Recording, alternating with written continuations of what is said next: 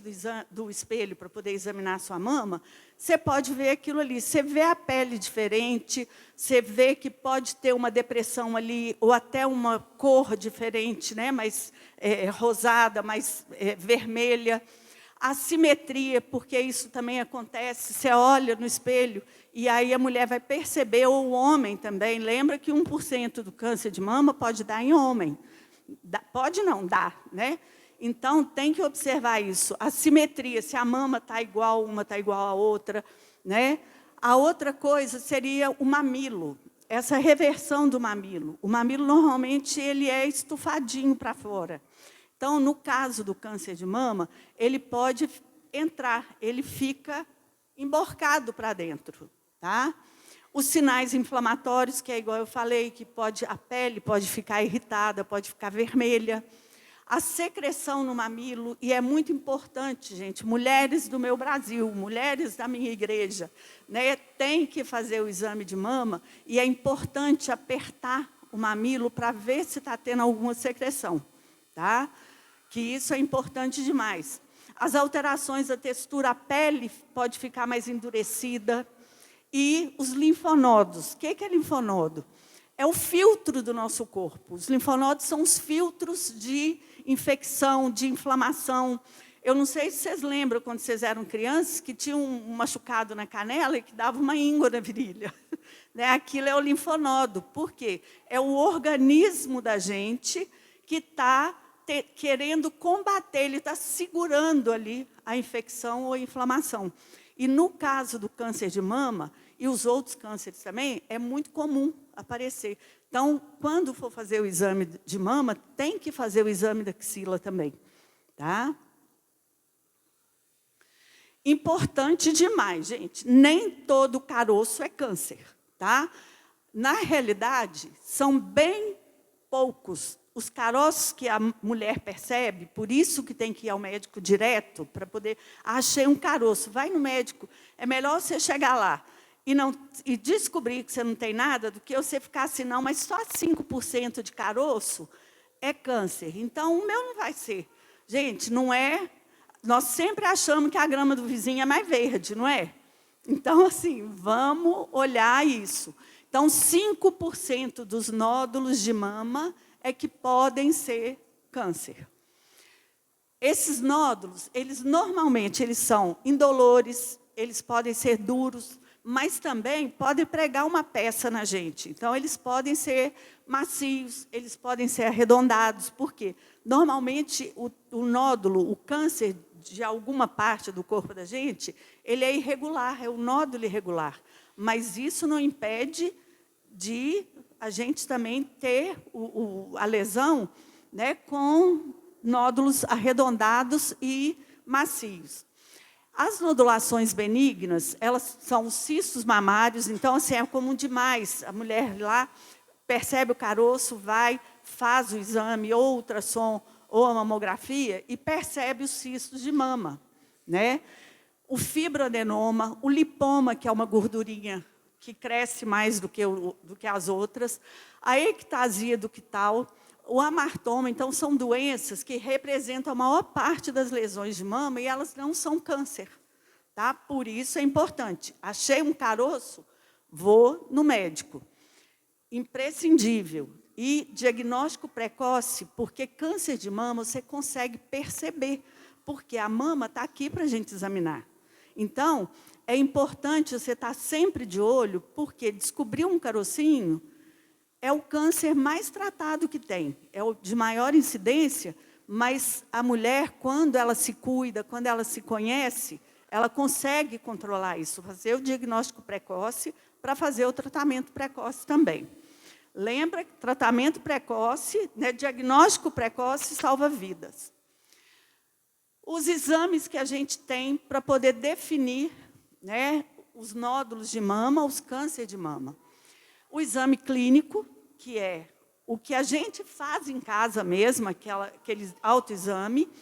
O exame, você descobriu alguma coisa, você vai ao médico e aí ele vai fazer o exame seu também. E a mamografia de rastreamento. Por quê? A gente, graças a Deus, a gente tem exames agora de imagem, que quando a gente faz, né, consegue detectar. Então, as mulheres, normalmente, a partir dos 40 anos, elas fazem a mamografia como um preventivo, então, assim, uma avaliação, né? Você vai ao médico e aí ele te pede uma mamografia, se você tem mais de 40 anos, normalmente. O SUS deu uma mudada nisso, eu não concordo. O SUS agora, o exame de rastreamento da mamografia, ele é feito com mais de 50 anos pelo SUS. Gente, nós estamos tendo, eu tenho, assim, já tive assim, a tristeza de ver meninas de 20 anos, de 20 e poucos anos, com câncer de mama. Então, eu realmente não concordo com isso que o SUS fez. Mas, há muitos anos atrás, meus colegas médicos, eu acho que eles nem eram nascidos, quando começou o cuidado, né, os postos de saúde, começou campanha para poder verificar, fazer diagnóstico de câncer de mama, o que acontecia? A paciente ia ao ambulatório, o médico pedia o exame, descobria o câncer, e aí a mulher entrava numa fila de espera para tratamento e ficava. Quando ela chegava, a coisa já estava muito grande. E eu acho, assim, por isso que eu não concordo de jeito nenhum com essa mudança que o SUS fez de passar de 40 para 50 anos. Mas é o que a gente tem, né? Por isso que nós temos que tomar o cuidado em casa. E com nossos médicos, né? Esses dias para trás, eu fiz uma palestra numa fábrica de câncer de mama e, assim, foi uma gracinha, porque eles convidaram também uma paciente que está fazendo tratamento de câncer de mama. Sabe como é que ela descobriu? Ela viu o carocinho, ela sentiu aquela dorzinha, viu um carocinho, foi ao médico, ele não pediu o exame, ela voltou encucada, retornou de novo e falou assim, olha, eu quero fazer exame. E aí tinha um câncer de mama, né? E ela tem menos de 40 anos, bem menos. Ela já passou pela primeira fase de tratamento, agora está fazendo radioterapia, mas, assim, se ela não tivesse insistido com o médico para ele poder pedir o exame para ela, ela não teria descoberto, porque foi uma dorzinha que ela sentiu na mama. E um carocinho sem vergonha, que podia estar entre os 95%, né, dos nódulos de mama que não são câncer, mas ela correu atrás. E está ótima, está linda, maravilhosa. A mamografia diagnóstica é quando vai ao médico e descobre que tem um carocinho, né? Ah, não, estou achando um carocinho aqui no seu, doutor, eu tenho um carocinho aqui. Aí faz a mamografia para poder ver aquele nódulo, aquele caroço. O ultrassom, que é complementar à mamografia. Normalmente, a mamografia, ela vê as lesões que são... vou colocar aqui... Faltou a palavra, espera aí. Então, tem ultrassom que mostra as lesões que são macias, que são moles, de tecido mole, né? E a mamografia que você vê realmente uma lesãozinha mais branquinha, quanto mais branquinha, ela mais densa é, e aí você faz... Ó, isso aqui eu estou super acostumada, porque eu moro no meio do mato, então eu acho uma delícia isso. Então, o ultrassom, normalmente a gente faz em mulheres com menos de 40 anos, a mamografia a gente faz com mulheres com mais de 40 anos. A ressonância magnética, que hoje chegou também no sistema, né, para poder fazer uma avaliação melhor do nódulo. Então, você fez o ultrassom, você fez a mamografia, tem o nódulo, você faz a ressonância para aqueles casos, para poder avaliar formato da lesão, se tem alguma coisa próxima, né? E a biópsia, quando você vê o caroço, que aí você faz uma biópsia. Quando o nódulo é mais interno, você faz uma biópsia dirigida por ultrassom. E quando é mais próximo de pele, aí você faz a biópsia, né, assim, com a visão melhor ali. Tá? O autoexame de mama. Gente, a coisa mais importante... O médico, você vai nele uma vez por ano, às vezes de 6 em 6 meses, quando você está fazendo reposição hormonal ou quando faz algum controle. Mas nós estamos com o nosso corpo todo dia. A gente carrega ele para todos os lugares que a gente vai. Então, é obrigação nós conhecermos o nosso corpo. Tá? Então, se você conhecer o seu corpo, qualquer mudança que tiver, qualquer manchinha, qualquer carocinho, qualquer nódulo, qualquer feridinha, você vai saber, aquilo ali está errado, não nasceu comigo. Né? Então, é importante demais. Então, tem que se tocar para poder fazer a avaliação, o autoexame. E se informe também. Hoje, nós temos uma coisa aí, que é a internet, que ele traz para nós um monte de coisa ruim, mas traz muita coisa boa também. E nos traz informações que a gente precisa acompanhar, a gente tem que pesquisar. Internet não é só para conversar com o colega, não é só para ver a futrica da televisão, né? Não é só para isso, não. A internet, hoje, a gente tem que usar ela para o bem. Nós temos que procurar informações nela. Né? Porque, às vezes, a vizinha ou a família sua não sabe te passar aquela informação. Então, dá uma pesquisada. Né? É importante ver isso. Agora, lembrando que tem que ter filtro, porque a internet também pinta os quadros mais graves do mundo. Né? Então, na hora que você tem uma lesão, que você tem uma ferida, que você vai pesquisar na internet, eles mostram a foto da pior lesão, da pior coisa. Né? Então, assim, tem que filtrar. Tá? E se examine. E tem que inspirar outras pessoas. Então, tem muitas mulheres que são muito tímidas, que não têm coragem nem de se tocar. Né? É difícil até o banho delas. A gente sabe que tem isso, umas mulheres mais antigas, né? Ou com uma criação mais fechada, que tem isso. Então, nós temos que inspirar as outras mulheres, todas as mulheres, a fazer isso. Porque um toque ali que você faz, você percebe uma coisa diferente, você percebe uma coisa que pode acabar com a sua vida. Então, a gente tem que fazer isso e tem que inspirar as mulheres todas e os homens também a fazer isso. Tá? Como que você faz o autoexame? Normalmente, na frente do espelho. Agora, eu oriento muito para fazer também no chuveiro. Por quê? Na hora que você está ensaboado, seu corpo está ensaboado, a sua mão escorrega melhor. Então, é importante. O que você faz? Levanta os braços para poder ver se tem alguma alteração na sua pele, para ver se tem uma pele que está mais retraída, uma pele que está mais espessa. Então, você olha a mama, o tamanho de uma e de outra. Põe a mão para baixo e observa também, porque na hora que você faz isso aqui, você vê uma determinada parte. Na hora que você faz assim, você vê outra parte. Então, você tem que examinar mão para cima, mão para baixo. Mão na cintura, porque nós temos a lateral também, então a gente tem que olhar. Tá? De perfil, fica de lado na frente do espelho, né? E dá uma conferida. Com a ponta dos dedos, vai fazer movimentos circulares, vai fazer movimento de um lado para o outro, para cima e para baixo. Tá? Por isso que eu falei que, quando está ensaboada, a mão escorrega melhor. Né? E tem que fazer todos os movimentos. Movimento circular para um lado, movimento circular para o outro, movimento para cima, para os lados, em direção ao mamilo.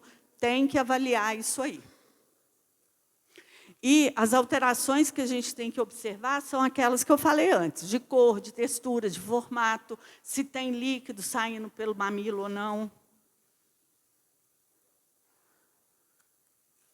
O tratamento depende de um monte de coisa. Ele depende do tipo do tumor, ele depende da condição dos nódulos, ou se tem ou não nódulo axilar, porque tem muitas mulheres que, quando descobrem o nódulo, elas já estão com os linfonodos. Então, tem que tirar aquelas ínguas de debaixo do braço para poder fazer exame também. Dos marcadores tumorais, que são exames de laboratório, que são muito específicos, né, para o mastologista que está acompanhando, né, para o cirurgião oncológico, que normalmente faz a cirurgia, da idade da paciente, porque tem pacientes, as pacientes mais velhas, o tratamento delas é totalmente diferente do tratamento das mais novas. Da condição da saúde e da condição hormonal de cada paciente também. Então, esses tratamentos de câncer de mama, eles são personalizados. Então, na hora que uma pessoa, uma mulher descobre uma lesão, descobre um câncer de mama, a vizinha dela também, são tratamentos diferentes, não é receita de bolo.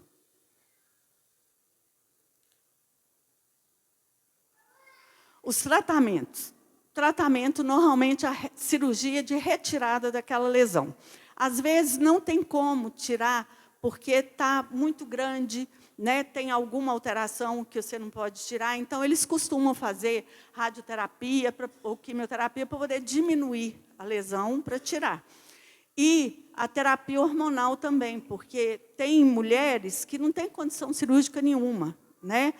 Então, essa cirurgia de retirada nas pacientes jovens é muito comum. E hoje a gente tem a graça de, quando uma mulher tem um câncer de mama que vai fazer a cirurgia de retirada daquela lesão, ela já sai com uma prótese de mama, porque a cabeça da mulher que tem, descobriu um câncer, descobriu que está com uma deformidade grande, principalmente as mulheres jovens, porque casadas, né, ou que têm um namorado, é uma coisa que atrapalha muito o emocional.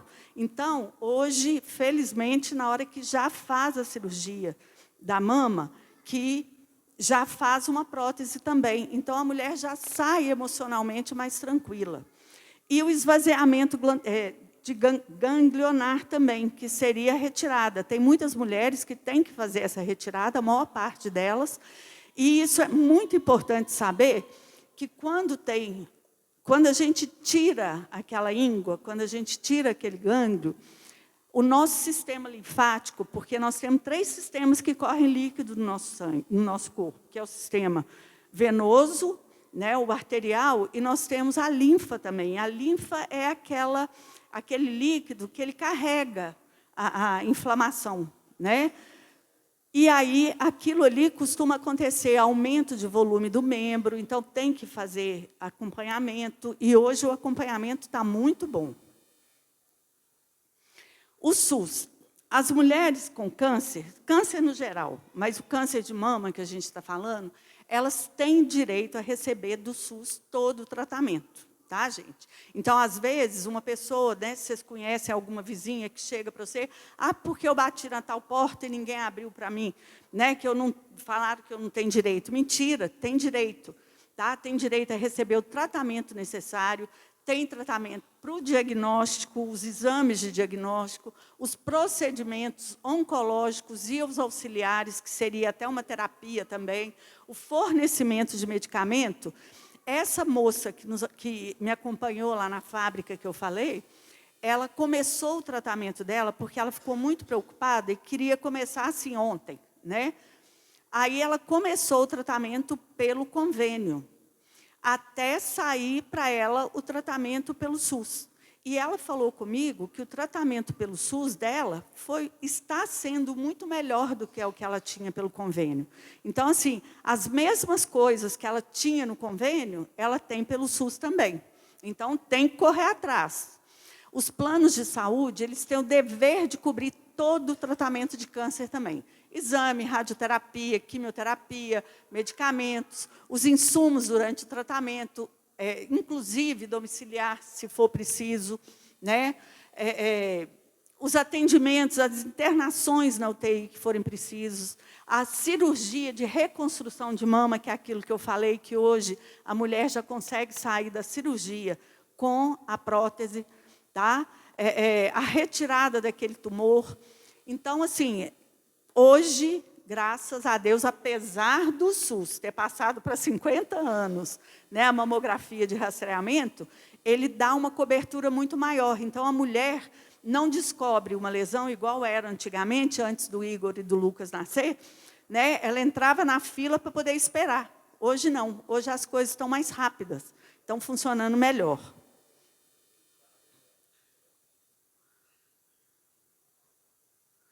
Direito das trabalhadoras. Gente, quem tem câncer, eu não sei se vocês já ouviram falar isso, tem direito a tirar o fundo de garantia, tem isenção de imposto de renda, tá? As aposentadorias, reformas, as pensões, tem auxílio-doença. Então, tem as leis, assim, isso aí, quem tem um problema desse, né, um câncer, e não é só o de mama, todos, tem que correr para a internet, porque lá tem as informações, ou correr para um amigo, para alguém que tem um conhecimento maior, porque as mulheres, os homens com câncer, eles têm os direitos deles, e isso é muito importante e ajuda demais, né?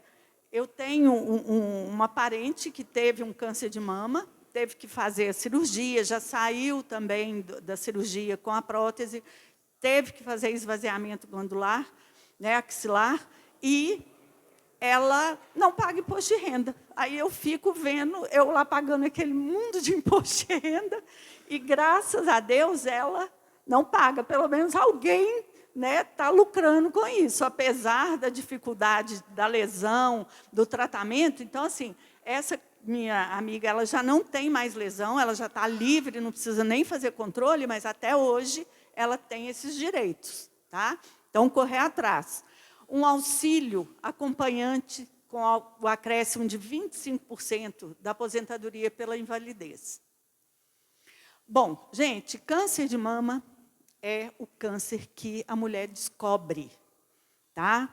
Porque ela está vendo, ela pode pegar, ela pode olhar no espelho, o marido pode ver, né? Hoje também o namorado pode, mas, né, pastor, posso falar assim, né? Só os crentes, só os maridos crentes, tá, turma? Mas na hora que você sai na rua, mas isso é uma boa coisa, porque é um monte de gente te vigiando, no mínimo 2 pessoas, né? Então, é o câncer que você pega nele, diagnóstico precoce, é tratamento certo, é tirar a lesão e a sua vida volta completamente ao normal, tá? Mas nós temos um tipo de câncer, as mulheres, que esses homens estão livres, graças a Deus, né, meninos? Mas que é o câncer de colo de útero, a gente não vê esse câncer. Né? A mulher normalmente não vê, não percebe. E aquele mês da conscientização, porque agora virou todo mundo, né, cada mês tem uma cor. Então, nós temos o outubro rosa, que é do câncer de mama, nós temos o março lilás, que é do colo de útero, nós temos o outubro azul, né, as gravatas aí simbolizando, né, o outubro não, gente, desculpa, novembro azul, né? Então, assim, vamos falar um pouquinho do câncer de colo de útero, porque ele é muito importante, tem uma incidência muito boa também, né, muito grande, e a gente não vê ele, tá? O que é o colo do útero? O colo do útero é o finalzinho da vagina. Por isso que eu estou falando, que a gente não vê. Né? Então, só o médico que tem condição de ver. Então, o colo do útero é aquela porção final ali da vagina que dá entrada para o útero. Tá?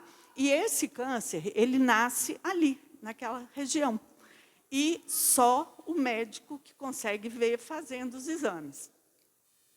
Ele é importante demais, igual eu acabei de falar, porque ele é diferente do câncer de mama, porque a gente não vê. É preciso fazer o exame preventivo. O que é o exame preventivo? É você ir no ginecologista, ele vai colocar um aparelho ali na sua vagina para poder ver o seu colo do útero se tem alguma lesão. Tá?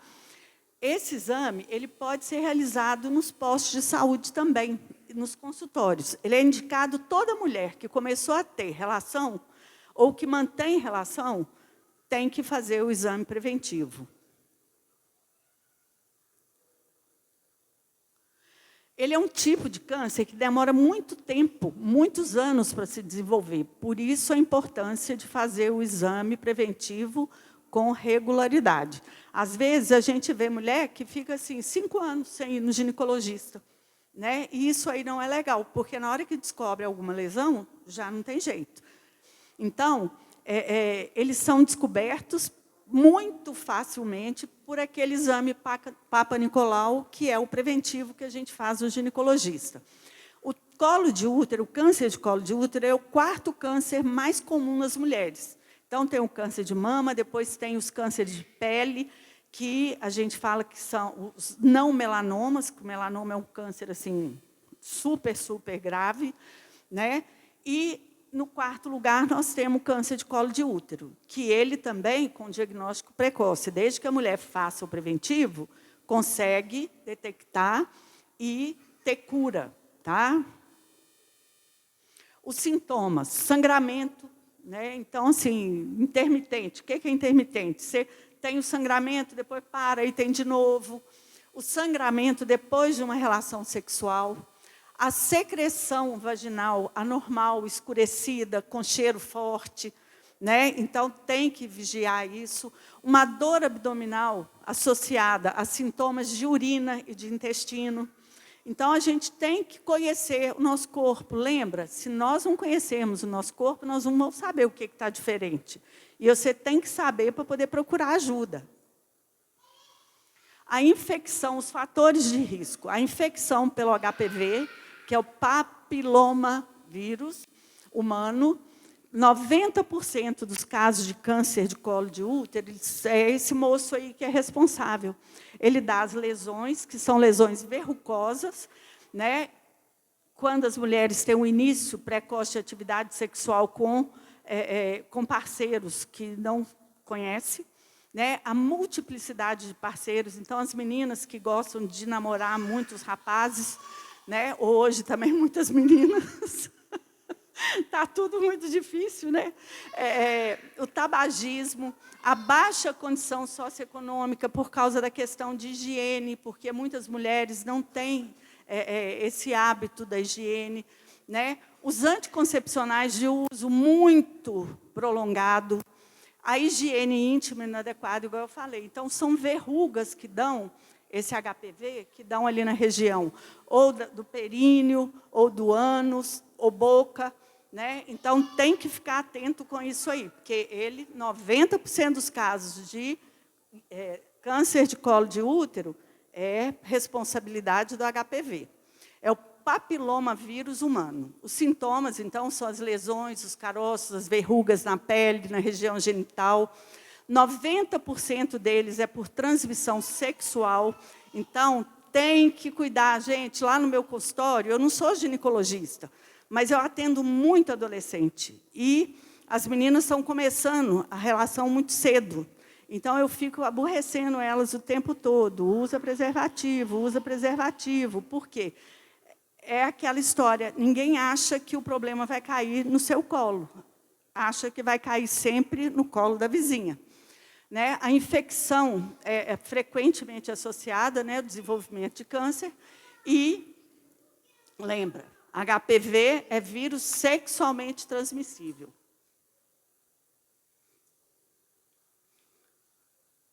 Exame de Papa Nicolau é aquilo ali que eu falei com vocês. A mulher vai ao ginecologista, né? Ele introduz um aparelhinho lá para poder dar uma conferida e colhe um pedacinho. Primeiro ele dá uma olhada, né, com o aparelhinho dele, e aí colhe um pedacinho ali do colo do útero para poder fazer exame.